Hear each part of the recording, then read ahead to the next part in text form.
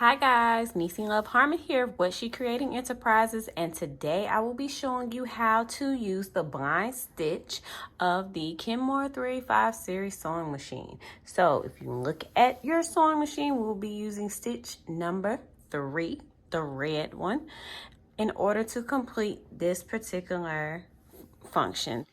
Okay guys, so I will be using foot G, which is the blind hem foot. One thing about this foot is, it has this lever here. You want to make sure that you turn it so that it's as close, it's about a 16th inch from this metal piece here. So you can do that by turning this, up or back to make it closer. Okay, so you want to make sure your thread goes through here and threads to the back of the machine before you start. And then that's the back side of it, okay? If you do not have that foot, it's okay. You can also use the straight stitch foot, but you're gonna have to do a little bit of maneuvering in order for this to create your blind hem stitches, okay? I have my scrap fabric here. The first thing that I'm going to do is add a roll hem to the fabric. So what I'm gonna do is fold it over once and fold it over again, and then I'm going to stitch it.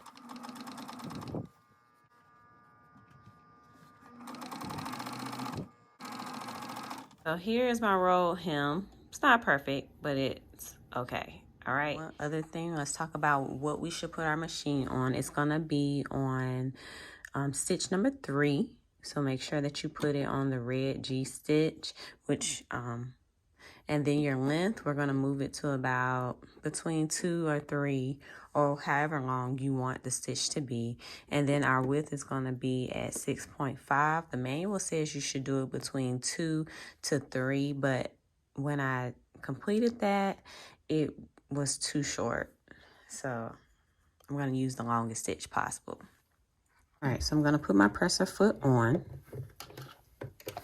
And I'll just push the presser foot lever down over it. There we go. So it's connected.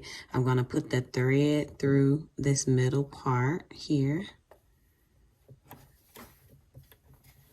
Okay, so I'm going to put that to the back like that. So here, this is the hemline. So I'm going to turn it on the inside and just create a fold that is close to my stitching, right? Okay, there's my fold close to the stitching. There's the stitching, here's the fold, okay? So I'm going to put this fold here. So essentially, you're going to allow the plastic white piece to go along the edge of the fold. Now, the needle is going to do 4 short stitches, and it's going to pierce the fabric or the fold. You want it to pierce the fold, but you want it to do it as close to the edge of the fold as possible. So my 4 short stitches are on my rolled hem, and then my long stitch should hit the edge of the fold. Yep, you want it to just pierce that fold. I'm going to sew a bit more.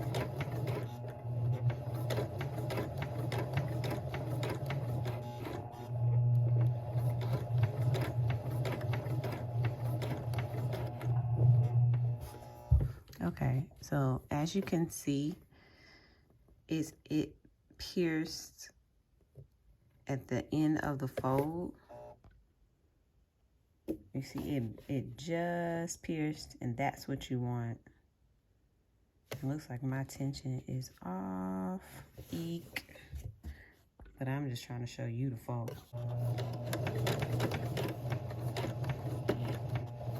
Okay, so this foot makes it easy to complete this task because it's kind of keeping the fabric in line.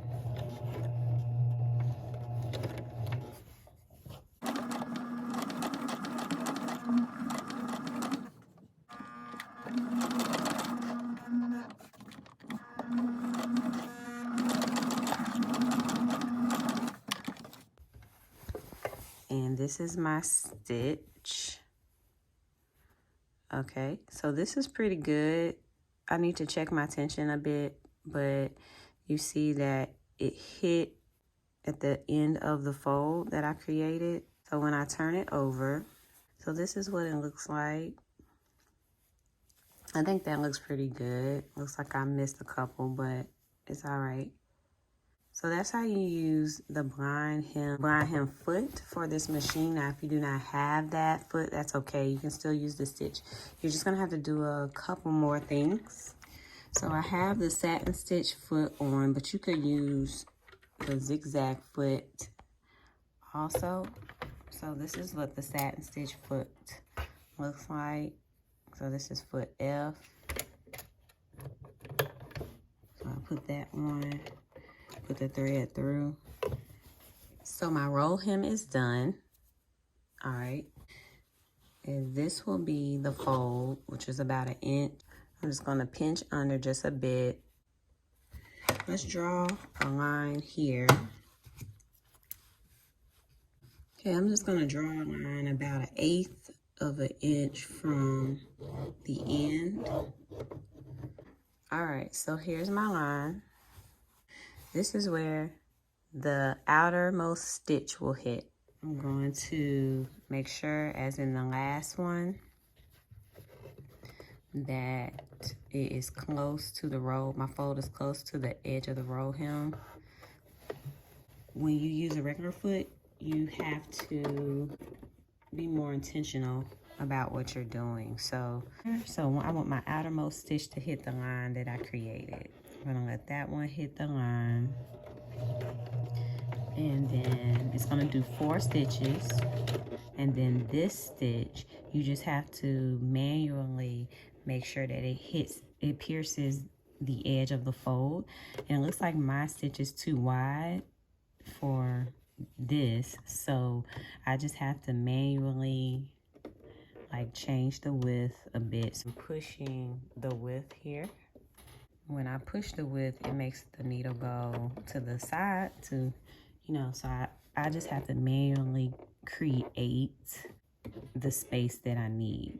And that's at 4 on the width from the width dial. And then I'll do the same thing. So now I'm just gonna have to maneuver a bit.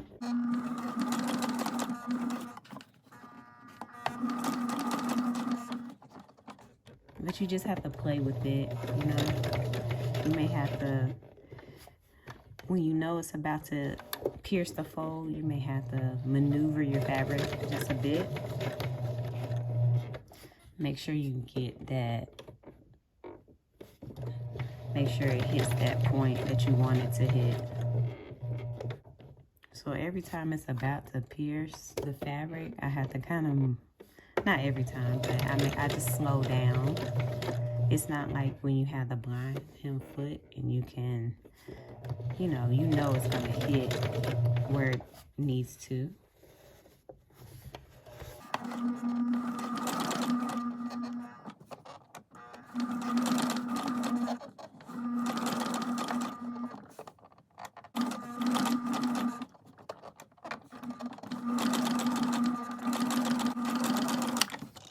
Okay, so this is the manual blind hem. Looks like I did not stay on my line, but I just used it as a indicator or a guidance. But I did hit those markers.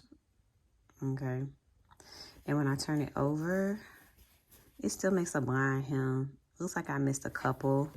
Okay, so don't judge mine. I know you'll be perfect on yours. So these are 2 ways, manually as well as with the blind hem foot, to create a blind hem using the Kenmore 385 series sewing machine. Thanks for watching this tutorial. Subscribe to our YouTube page as well as like our video.